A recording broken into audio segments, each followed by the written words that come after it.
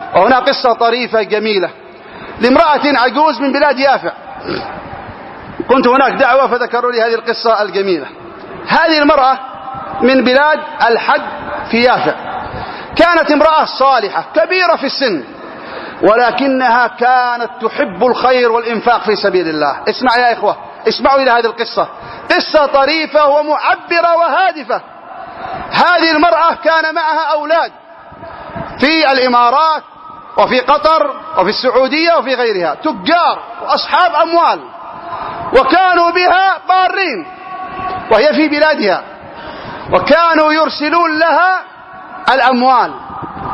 عندهم أموال طائلة، أغنياء، فهذا يرسل وهذا يرسل وهذا يرسل.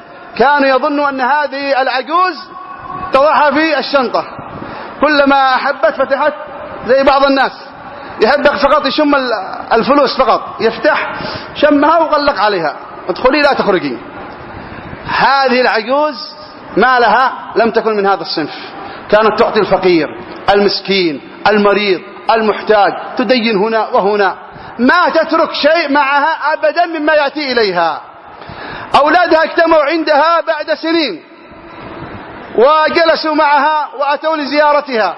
اسمع أخي في الله، فبينما يتكلمون معها قالوا: يا أمه، الأموال التي نرسلها لك هي أموال كثيرة، هل جمعتيها ووضعتيها في شنطة من أجل نبني لك مسجدا بعد موتك؟ بعد ما تموتي هذه الشنطة سنأخذها نبني لك مسجدا. انظر ماذا قالت عجوز، ماذا قالت، انظر على فهمها النظيف وفهمها الصائب. قالت: يا أبنائي، إذا واحد ذاهب إلى ظلمة، طريق مظلم، يشتي السراج يكون معه يضوي أمامه، ولا يشتي واحد يضوي له السراج من خلفه؟ قالوا: لا، أكيد يضوي أمامه، يضوي في خلفه في ظهره ما سيشوف، يشتي أمامه السراج.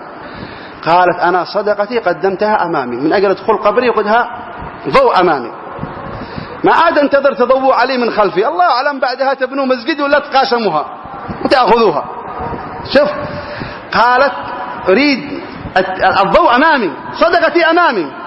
فبعض الناس يجمع مالك، يقول: انتبهوا يا أبنائي، إذا مت ابنوا لي مسجد، اعملوا لي صدقة جارية، اعملوا لي كذا. يا أخي أنت بخيل على نفسك، أنت محروم، حرمت نفسك. بالله عليك إذا ما رحمت أنت نفسك من يرحمك؟ يرحمك الأولاد؟ لا، أنت قدم صدقة جارية، بناء مسجد، فعل الخيرات، ما يضرك. إذا مت ما عندك شيء من المال ما يضرك شيء، ولكن المصيبة عندما تموت أنت غني من المال ولكنك فقير من الأعمال، ما عندك صدقة أمامك ولا خير أمامك.